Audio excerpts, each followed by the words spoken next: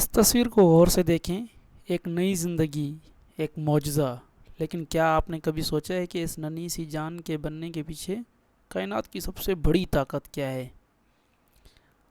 और ये बच्चा, ये सांसें और आपका अपना वजूद, ये सब कुछ सिर्फ एटम्स का ढेर होता अगर इनके दरमियान केमिकल बॉन्ड ना होता। ये वो पोशीदा ग्लू है जिसने पूरी कायनात को बिखरने से बचा लिया है। हेलो स्टूडेंट्स, आज का जो हमारा टॉपिक है केमिकल बॉन्डिंग, या फिर हम लोग उसको मॉलिक्यूलर स्ट्रक्चर भी कहते हैं। अक्सर लोग केमिकल बॉन्डिंग को सिर्फ मुश्किल फार्मूलों का नाम समझते हैं, लेकिन हकीकत में ये स्टेबिलिटी है। एटम्स क्यों जुड़ते हैं और कुछ एटम ज़िंदगी भर अकेले क्यों रहना चाहते हैं। मैं टॉपिक की तरफ आता हूँ। आज के इस लेक्चर में आपको रट्टा नहीं लगाऊंगा, बल्कि वो इस सीक्रेट समझाऊंगा जिसकी वजह से ये बच्चा बनता है। हीरा सख्त होता है और पानी माए। तो देखते हैं कि इसके पीछे क्या राज है। केमिकल बॉन्डिंग में हम लोग जो सबसे समझें कि अहम चीज़ होती है वो ये समझते हैं कि हम लोगों ने फार्मूले यूज़ करने हैं, लेकिन जब भी केमिकल बॉन्ड का नाम लिया जाता है तो उसमें हम लोग कहते हैं कि ये केमिकल बॉन्ड चीज़ क्या है। क्या ये कोई स्टिचेस हैं, ठीक है, सिलाई है? क्या ये कोई नेल्स हैं, कील हैं जिससे हम इसको बंद करते हैं? क्या ये जो है ग्लू है, ठीक है? क्या ये जो है जिस तरह हम लोग एल्फी कहते हैं, एल्फी है, या कोई बॉन्ड है? तो असल में जो केमिकल बॉन्ड है वो है तो बॉन्ड। बॉन्ड कहते हैं जो दो चीज़ों को जोड़े, ठीक है, जो दो चीज़ों को आपस में जोड़ दे।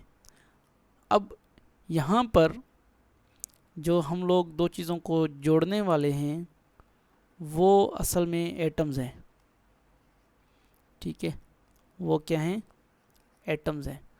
अब एटम जो हैं वो हर तरह के आपको मिलेंगे। जिस तरह के हमारे पास है हाइड्रोजन, हीलियम, इसी तरह कार्बन। तो इनमें बुनियादी फ़र्क क्या है? हीलियम के पास एक इलेक्ट्रॉन है और ये सिर्फ एक ही बॉन्ड बनाता है। हीलियम के पास दो इलेक्ट्रॉन है, लेकिन चूंकि इसका डुप्लेट पूरा है तो इस वजह से ये कोई बॉन्ड नहीं बनाता। कार्बन के पास टोटल 6 इलेक्ट्रॉन हैं, लेकिन आखिरी या लास्ट शेल में कितने इलेक्ट्रॉन हैं? 4 हैं, तो 4 बॉन्ड बनाएगा। तो इसी तरह जो है, जो बॉन्ड है वो दो चीज़ों को जोड़ता है। जिस तरह हम लोग कपड़े पहनते हैं, हमारे कपड़ों के बहुत सारे टुकड़े होते हैं, उनको सिलाई से जोड़ा जाता है। फिर इसी तरह अगर हम जिस कुर्सी पर बैठे हैं, जिस मेज़ पे बैठे हैं, सोफ़े पे बैठे हैं, तो वो सारे जो है ग्लू और कील की वजह से आपस में जुड़े हुए हैं। और जिस घर में हम रहते हैं वो घर सीमेंट से जुड़ा हुआ है, उसकी ईंटें सीमेंट से जुड़ी हुई हैं। तो ये सारी चीज़ें क्या हैं? बॉन्डिंग है। अब इसमें केमिकल बॉन्डिंग क्या होगी? जिस तरह मैंने अभी आपको काफ़ी मिसालें दी, तो वो मिसालें जो है चीज़ों को जोड़ने के लिए होते हैं, लेकिन जो दुनिया का सबसे बल्कि यूनिवर्स की जो सबसे यूनिक और स्मॉलेस्ट एंटिटी एटम है या एलिमेंट हैं, ठीक है, उनको कैसे जोड़ा जाता है? उनको केमिकल बॉन्ड के थ्रू जोड़ा जाता है।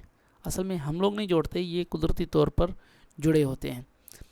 अगर हाइड्रोजन अकेला रहे तो वाटर कैसे बनेगा? आज हमारे पास वाटर नहीं होता, अगर वाटर नहीं होता तो हम नहीं होते। इसी तरह अगर हीलियम भी बॉन्ड बनाना शुरू कर दे तो ये जो है एटमॉस्फेयर में एक इम्बैलेंस में जो है ना आपको शो करेगा।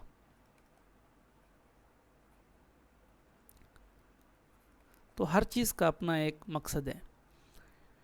इसी तरह ये जो है एक मिरेकल है। हम लोग जब हम अपनी मिसाल ले लें, जब हम बहुत छोटे थे और माँ के पेट में थे, तो बहुत सारे एटम्स, क्वाड्रिलियन एटम्स, ट्रिलियन से भी ज़्यादा क्वाड्रिलियन एटम्स, वो आपस में जुड़े एक तरतीब के साथ, और उन्होंने जो है हमारे वजूद को तख्लीक किया।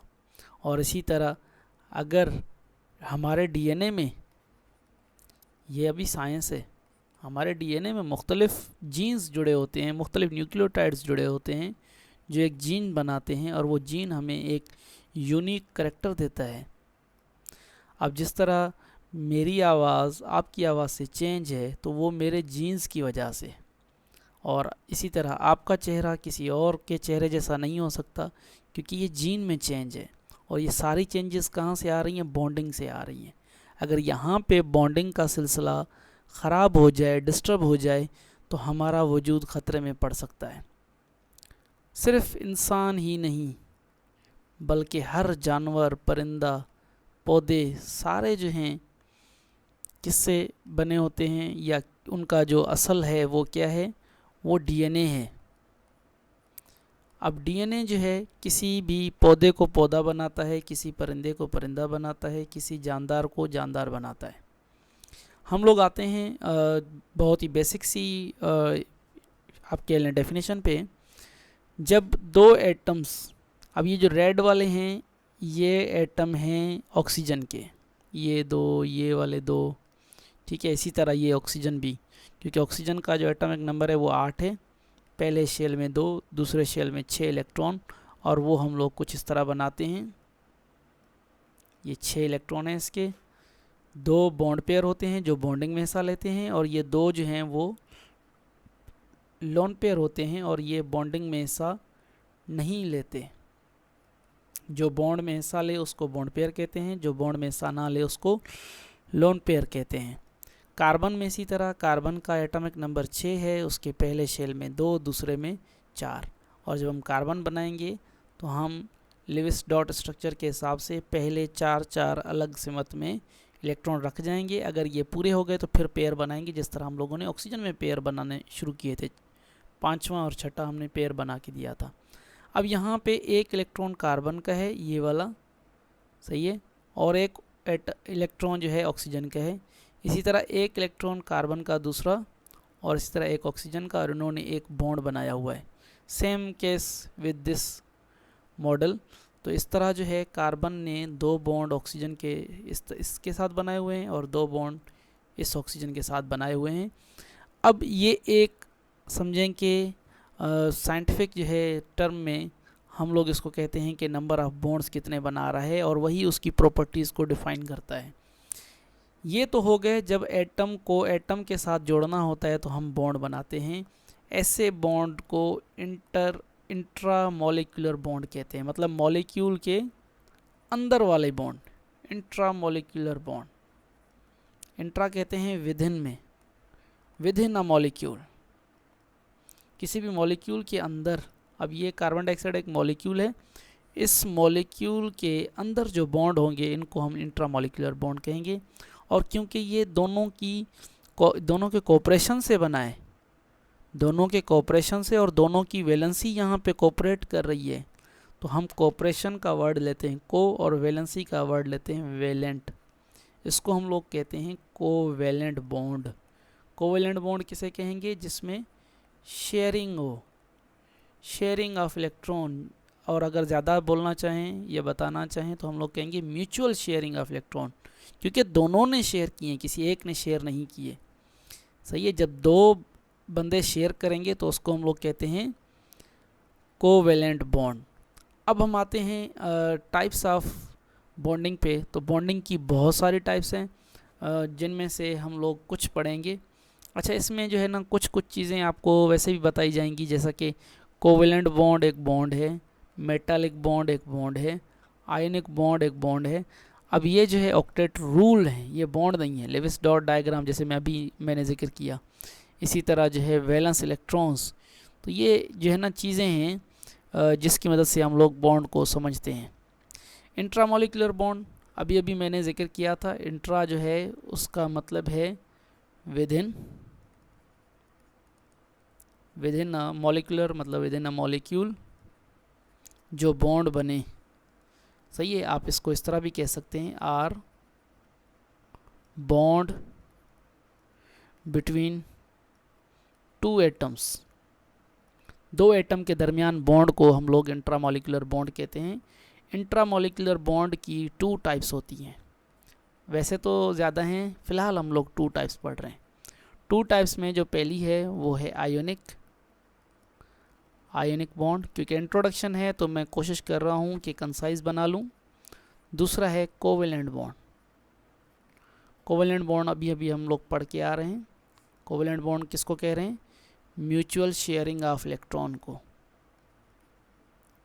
म्यूचुअल शेयरिंग ऑफ इलेक्ट्रॉन को हम लोग कोवेलेंट बॉन्ड कहते हैं। फिर कोवेलेंट की बहुत सारी दूसरी टाइप्स हैं, जिसमें पोलर आ जाता है, नॉन पोलर आ जाता है, और कभी कभी हम लोग कोऑर्डिनेट कोवेलेंट को इसी कोवेलेंट बॉन्ड के अंदर पढ़ते हैं। कभी कभी हम इसकी 2 के बजाय 3 टाइप्स करके तीसरी जो है कोऑर्डिनेट कोवेलेंट बॉन्ड भी पढ़ते हैं। डिफरेंट सिलेबस में डिफरेंट इसको मैनेज किया गया है। अक्सर आपको देखने को मिलेगा कि हम इसकी तीसरी जो है ना टाइप पढ़ते हैं, 3 टाइप पढ़ते हैं, और उसमें कोऑर्डिनेट कोवेलेंट को कहते हैं। अब यहाँ पे देखो म्यूचुअल शेयरिंग ऑफ इलेक्ट्रॉन था।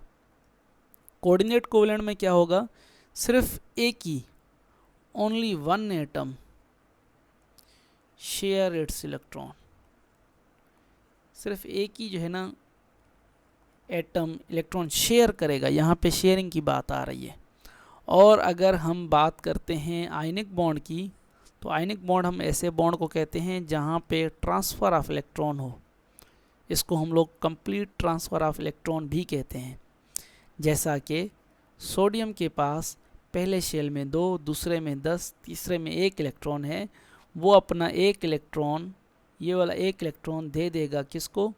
क्लोरीन को। क्लोरीन का एटॉमिक नंबर 15 है, पहले में 2, दूसरे में 10, तीसरे में क्लोरीन का एटॉमिक नंबर 17 है, 17, तीसरे में 7 इलेक्ट्रॉन।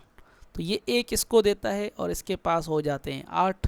इसकी वजह से अब जब ये दे देगा तो इस पर चार्ज आ जाएगा पॉजिटिव, और क्लोरीन क्योंकि 1 इलेक्ट्रॉन ले रहा है तो इस पर चार्ज आ जाएगा नेगेटिव।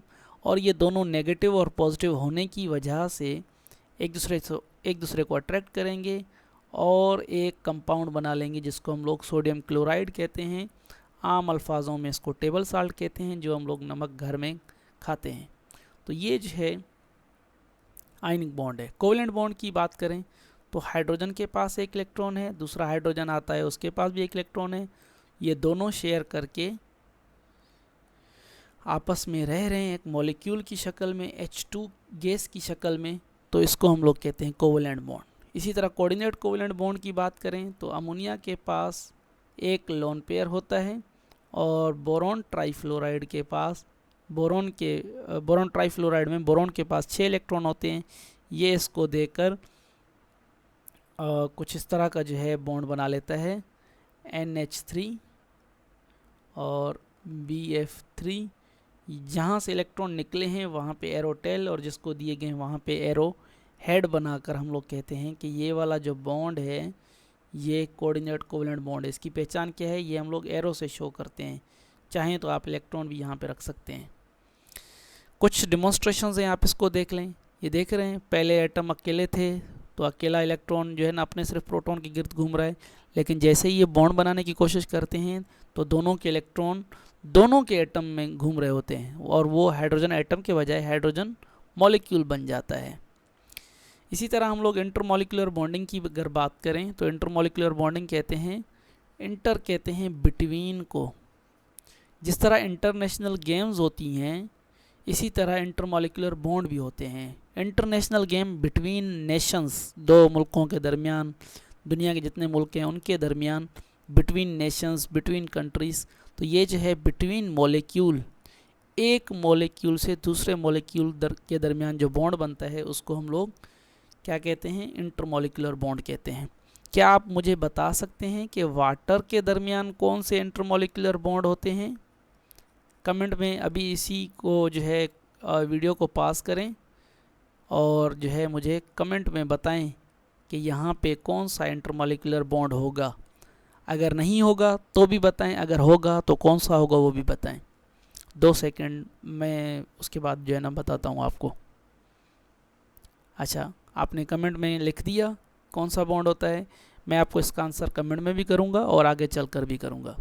अब यहाँ पर हम इंटरमॉलिक्यूलर बॉन्ड में पहला जो बॉन्ड है वो पढ़ते हैं हाइड्रोजन बॉन्ड। हाइड्रोजन बॉन्ड ऐसे बॉन्ड को कहते हैं। अब मैं क्योंकि इंट्रोडक्शन कर रहा हूँ चैप्टर का, तो मैं थोड़ी थोड़ी चीज़ें बताता जाऊँगा।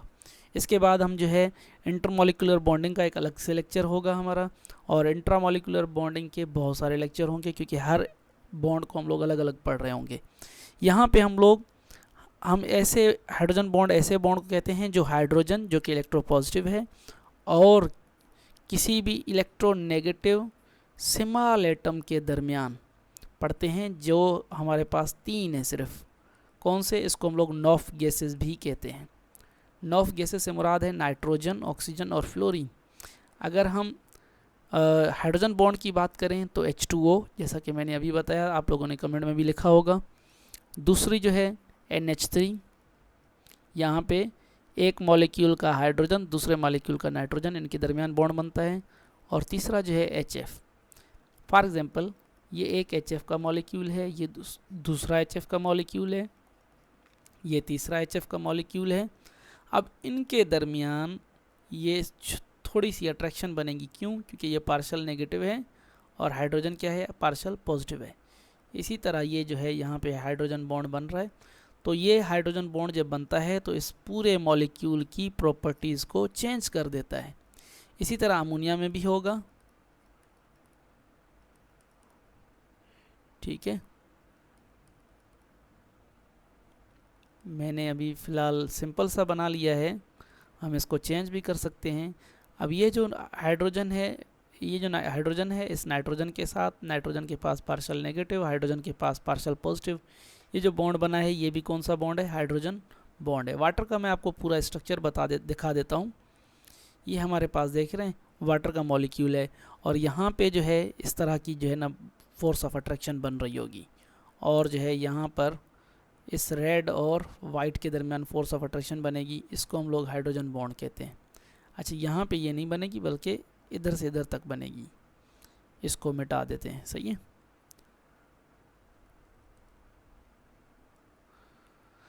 तो ये जो है चंद एग्जांपल्स थी हाइड्रोजन बॉन्ड की। आगे हम चलते हैं। यहाँ पर आज के लिए ऐसा करते हैं कि लेक्चर को एंड कर देते हैं। आप मुझे बताएं कि हाइड्रोजन बॉन्ड इन 3 मॉलिक्यूल के अलावा, जो मैंने अभी बताए हैं, इसके अलावा कहाँ पे पाया जाएगा। और जो है इंटरमॉलिक्यूलर बॉन्ड्स की हम लोग दूसरी टाइप्स भी पढ़ लेते हैं। थोड़ा सा इंट्रोडक्शन दे देता हूँ। जैसा कि हमारे पास है डाइपोल डाइपोल इंटरेक्शन। दूसरी क्या है भाई? Dipole dipole interaction. Dipole dipole interaction किसे कहते हैं? जब ऐसा मॉलिक्यूल हो जिसमें जैसे यहाँ पे पोलैरिटी है पार्शियल नेगेटिव पार्शियल पॉजिटिव, वहाँ पे भी यही हो, partial negative partial positive atom हो किसी भी मॉलिक्यूल के अंदर, लेकिन वो मॉलिक्यूल के एटम जो हैं ज़रूरी नहीं है वो हाइड्रोजन हो, और ज़रूरी नहीं है वो साइज़ में स्मॉल हो। तो ऐसे मॉलिक्यूल के दरमियान जब कोई इंटरेक्शन बनेगा 2 मॉलिक्यूल्स के दरमियान, जैसा कि HCl में बनता है। अब यहाँ पे हाइड्रोजन तो है, ठीक है, लेकिन क्लोरीन एक बड़ा मॉलिक्यूल है, स्मॉल नहीं है, तो इस वजह से हम इसको डाइपोल डाइपोल इंटरेक्शन बोलेंगे, ना कि हाइड्रोजन बॉन्ड बोलेंगे।